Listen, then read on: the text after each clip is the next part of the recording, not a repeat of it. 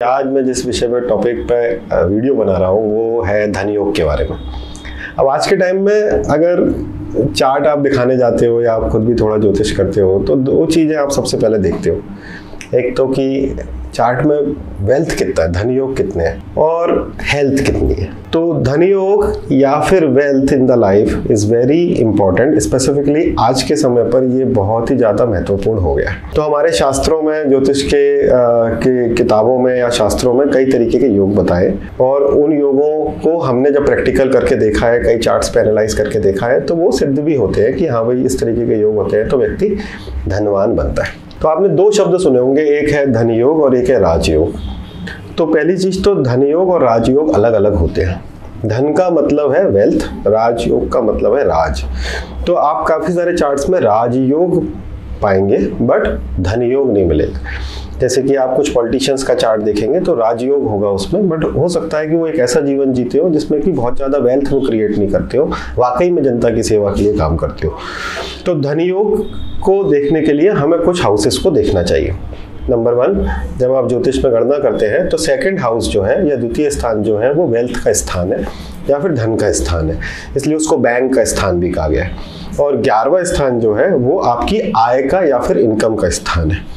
तो जब ये दो स्थान प्रबल हो जाते हैं आपके चार्ट में तो हम ये कहते हैं कि भाई इस व्यक्ति के चार्ट में धनी बनने का योग है। अब एक सभी आदमी जो इस पृथ्वी पर रह रहे हैं किसी ना किसी तरीके से सस्टेनेंस के लिए पैसा तो कमाते ही हैं, बट जब आप एक लेवल से ऊपर आ जाते हो या आप मध्यम वर्गीय हो जाते हो या फिर मध्यम वर्गीय से ऊपर चले जाते हो, रिच हो जाते हो, सुपर रिच हो जाते हो, तो वो कुछ योगों के कारण होता है जिनको हम धन योग कहते हैं। तो मैं उनमें से कुछ योग आपको बता रहा हूँ और जब वो योग अगर आपके चार्ट में मिलते हैं या अगर आप ज्योतिष के विद्यार्थी हैं तो वो अलग अलग मिलियनर्स के चार्ट में आप रिसर्च करके देख सकते हो कि वो मिलते हैं क्या, और फिर इस वीडियो में आप कमेंट भी कर सकते हो कि इस आदमी के चार्ट में ये योग हैं और इस तरीके से ये लोग इतने अमीर बने हैं। तो चार्ट के अंदर सेकंड हाउस का स्वामी और 11वें स्थान का स्वामी अगर किसी भी तरीके से कोई संबंध बनाते हैं तो वो धन योग कहलाता है। जैसे कि सेकंड लॉर्ड 11th हाउस में हो, 11th लॉर्ड सेकंड हाउस में हो, सेकंड लॉर्ड और 11th लॉर्ड एक साथ कहीं पर बैठ गए हो, ये 3 तरीके के कॉम्बिनेशन हुए। बट इसमें ये इंपॉर्टेंट है, सेकंड लॉर्ड 11th में, 11th लॉर्ड सेकंड में, ये एक तरीके का एक्सचेंज है। या फिर वो एक तरफा भी हो सकता है कि सेकंड लॉर्ड 11th में बैठा है बट 11th लॉर्ड कहीं और बैठा है, ये एक एवरेज योग है। बट जब ये द्वितीय स्थान का स्वामी और 11वें स्थान का स्वामी एक साथ अगर केंद्र में कहीं बैठ जाते हैं और कोई केंद्र का मालिक या फिर त्रिकोण का मालिक इनसे कोई संबंध केंद्र त्रिकोण में ही बना लेता है तो ये सुपर रिच या फिर सुपर धन योग की कैटेगरी में आ जाता है।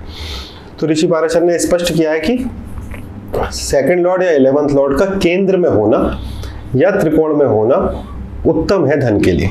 तो ये आपको सबसे पहले देखना है कि आपके सेकंड लॉर्ड और 11th लॉर्ड एक साथ कहीं केंद्र त्रिकोण में बैठे हैं क्या, तो आपको जीवन में उनकी दशा में या लग्नेश की दशा में या दशमेश की दशा में जरूर धन की प्राप्ति होगी। अगर यही लॉर्ड अष्टम में चले जाते हैं, 12वें में चले जाते हैं, 6ठे 8वें 12वें में कहीं भी चले जाते हैं या फिर बहुत ही ज़्यादा पाप पीड़ित हो जाते हैं, नीचस्थ हो जाते हैं, शत्रु राशि में चले जाते हैं, तो हम ये मानते हैं कि उस व्यक्ति को धन कमाने में थोड़ी तकलीफें होंगी।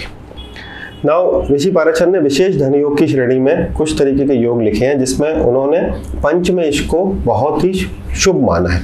तो जब भी पंचमेश या फिर 11th हाउस का मालिक ये दोनों ही किसी भी तरीके से स्वराशि हो जाते हैं या फिर उच्चस्थ हो जाते हैं तो ये एक स्पेशल धन योग की श्रेणी में आता है। उसका रीजन है 11th हाउस का मालिक अगर स्वराशि हो गया तो आपका आय, मतलब जो करंट आय है, इनकम के स्रोत है, वो बढ़ जाते हैं या कंसिस्टेंट हो जाते हैं। और पंचमेश अगर स्वराशि हो गया तो पंचम स्थान आपके पूर्व पुण्य का स्थान है और वहां से बैठकर वो 11वें स्थान पर दृष्टि डालता है, तो एक तरीके से वो शुभ दृष्टि वहां पर पड़ती है तो आपकी आय बढ़ जाती है।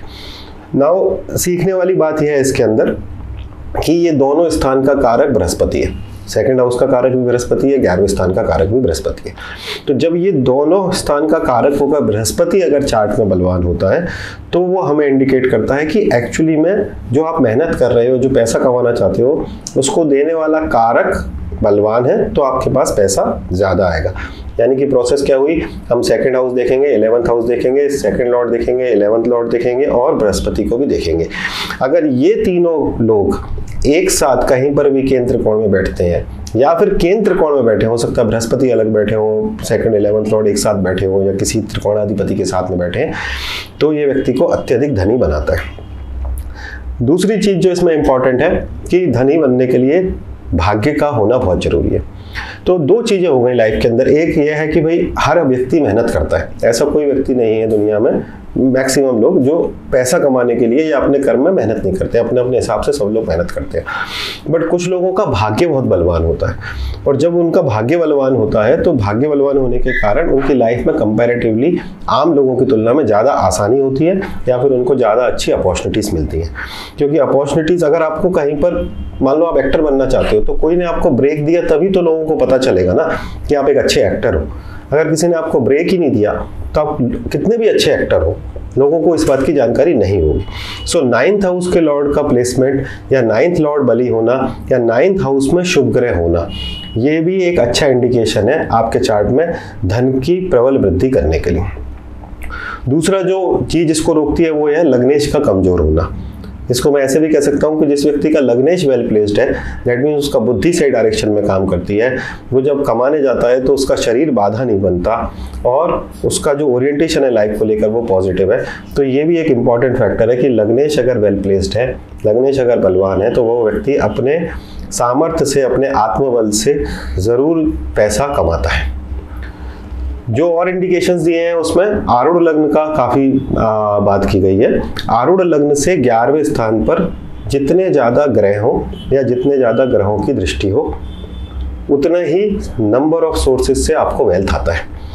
अब आप देखोगे कि ज़्यादातर लोगों ने इस जीवन के अंदर एक सोर्स से वेल्थ नहीं कमाया, जैसे कि अंबानीज हैं, अडानीज हैं, ऑल दिस पीपल जो बड़े इंडस्ट्रीज बने, इन्हें मल्टीपल सोर्सेज से वेल्थ कमाया। तो जब आरूढ़ से 11वें स्थान पर या फिर आरूढ़ से दूसरे स्थान पर जितने ज़्यादा ग्रह हैं या जितने ज़्यादा ग्रहों की दृष्टि है, वो आपके चार्ट में ज़्यादा से ज़्यादा धन को क्रिएट करते हैं। शास्त्र में लिखा है कि पॉजिटिव ग्रह होना अच्छी बात है, क्योंकि पॉजिटिव ग्रह इजीली पैसे देते हैं, जबकि नेगेटिव ग्रह अगर आपके हैं, मतलब नेगेटिव मतलब शनि मंगल राहु केतु हैं, तो आपको थोड़ा फाइट कर कर धन मिलता है या फिर उनके स्रोतों से धन मिलता है। यानी कि शनि के, मंगल के, राहु के, केतु के, इनके स्रोतों से आपको धन मिलता है। सेम आप जन्म लग्न में भी अप्लाई कर सकते हो कि जन्म लग्न में 11वें स्थान पर जितने ग्रह बैठे हो, जितने ग्रहों की दृष्टि हो, या फिर सेकंड हाउस में जितने शुभ ग्रह बैठे हो और शुभ ग्रहों की दृष्टि हो, उतने मल्टीपल रिसोर्सेज आपको आपके जीवन में मिलते हैं और उससे आपको धन की प्राप्ति होती है। तो ये कुछ मेजर रिसोर्सेज थे, मेजर इंडिकेशंस थे बेसिकली, जो आप चार्ट में देख सकते हो किसी व्यक्ति के कि वो व्यक्ति कितना धनवान बनेगा। ना कोई भी व्यक्ति एक दिन के अंदर ऐसा नहीं कर पाता है, इसलिए वो राइट टाइम आना बहुत जरूरी है। और एक्सपोनेंशियल वेल्थ के लिए चार्ट में राजयोग होना भी बहुत जरूरी है।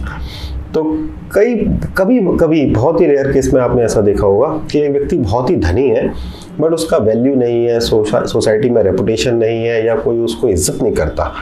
ये राजयोग की कमी की वजह से होता है कि उसके चार्ट में धनयोग तो है बट ना तो वो उस धन का अच्छे मार्ग में उपयोग कर पा रहा है या फिर बुरे मार्ग में भी उपयोग नहीं कर पा रहा, पैसा रख के ही बैठा है, कुछ भी खर्चा ही नहीं कर पाता और समाज में उसका कोई स्टेटस भी नहीं है उसके कारण से। जनरली आप चार्ट में देखोगे कि जिन लोगों के चार्ट में अच्छे धनयोग होते हैं उनके चार्ट में कोई ना कोई राजयोग जरूर होता है। एक अंतिम जो राजयोग है जिसको हम गज केसरी योग कहते हैं, जिसमें कि गुरु और चंद्र एक दूसरे से केंद्र स्थान में होते हैं या चंद्र से गुरु अगर केंद्रस्थ होते हैं तो उसको गज केसरी योग कहा जाता है। वो भी एक इम्पॉर्टेंट योग है जो कि ना केवल आपको राज्य सुख देता है बल्कि धन का सुख भी देता है। तो ये मैंने कुछ बेसिक धन योग आपको आज बताए हैं। अब मेरा आपसे निवेदन ये है कि आप अपने अपने चार्ट्स में देखें और कमेंट करें कि क्या आपके चार्ट में ये धन योग है और उस ग्रह की दशा या 11th हाउस सेकंड हाउस में बैठे हुए शुभ ग्रहों की दशा या फिर 11th में बैठे हुए पाप ग्रहों की दशा जब आपको लगी तो आपको वेल्थ कैसे आया, कम आया, ज़्यादा आया, वो आप कमेंट करें, मैं इस पर ज़रूर जवाब दूंगा।